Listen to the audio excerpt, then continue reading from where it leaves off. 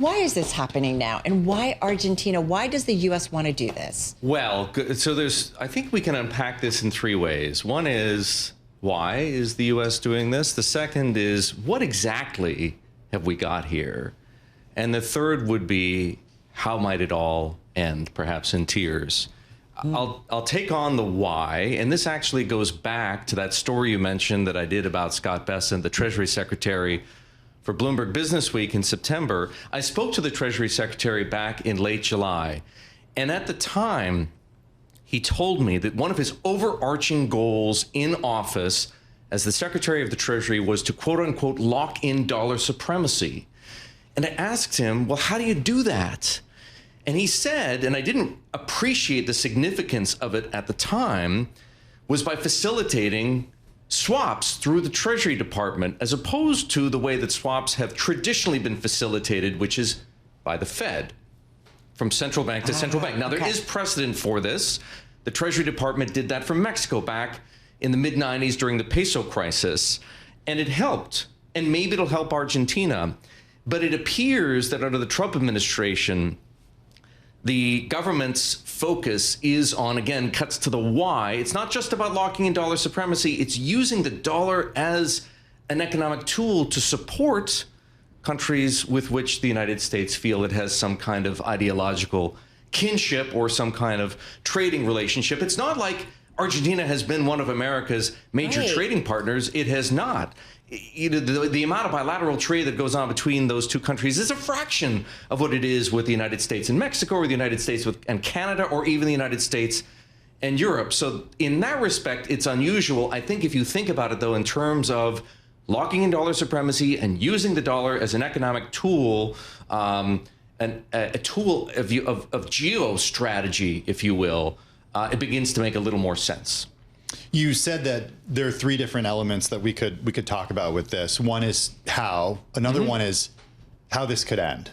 And sure. Well, let's talk about what is it that we're actually talking about here. You mentioned that the Treasury Secretary today talked about it as a bridge to a better economic future. And not a bailout.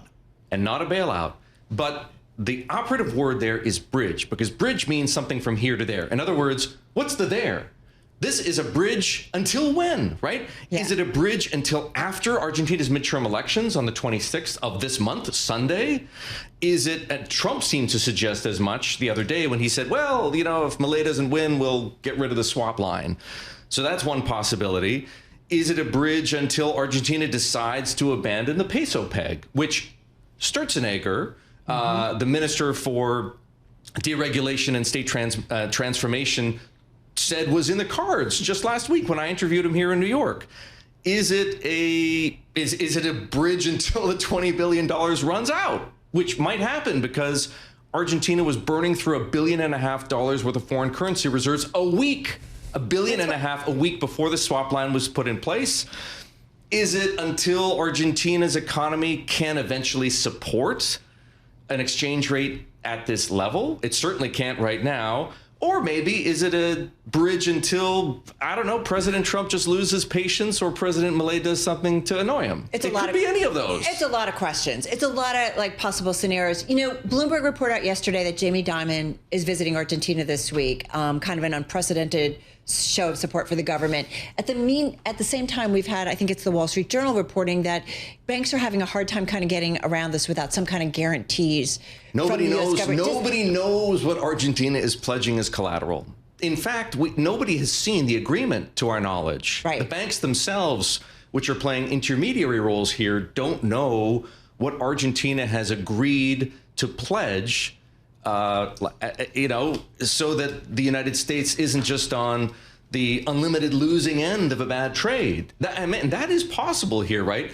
The big difference between what's going on here and the comparison that everybody wants to make with the trade that broke the Bank of England, that the Treasury Secretary was involved in when he worked for George Soros and Stan Druckenmiller back in the early 1990s. The big difference here is that then the UK had nobody backstopping them. Now Argentina has the United States backstopping it. But as I say, nobody knows until when. Nobody knows if there are any mechanisms that have been put in place to make the U.S. taxpayer, if you will, whole should the Treasury Department sustain losses on this trade. I've heard that Argentina's uranium reserves may be involved, that some kind of preferential access to Argentine markets might be involved. Who knows? It's like a ready, aim, fire. Or a fire, ready aim, in the sense that the swap line was put in place, and then it appears, since no document has surfaced yet, that all of the mechanics behind it are being taken care of after the fact. I don't know, but my point is that if anybody knows, he or she hasn't put up his hand to say, hey, I know. Yeah. The Treasury Secretary, as you mentioned, described this as a bridge to a better economic future for Argentina, not a bailout.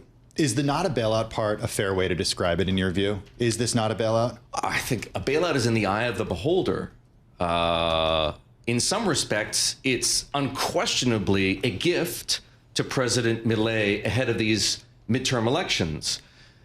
It isn't working for the time being, right? The peso fresh weakened today to a fresh low, and Argentine bonds, which had gained earlier on the formal announcement of this agreement, have since given up those gains and I think are posting losses. So it would appear to be a gift in the sense that the peso exchange rate, or the peg to the dollar, is unsustainable.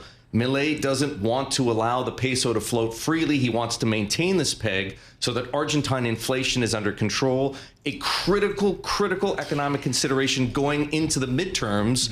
So even if there's no question, if the peso peg were to be abandoned today, it's not like inflation would show up immediately, but it wouldn't show up in official statistics, for some time to come. But Argentines are so conditioned to this, right? They know what would happen.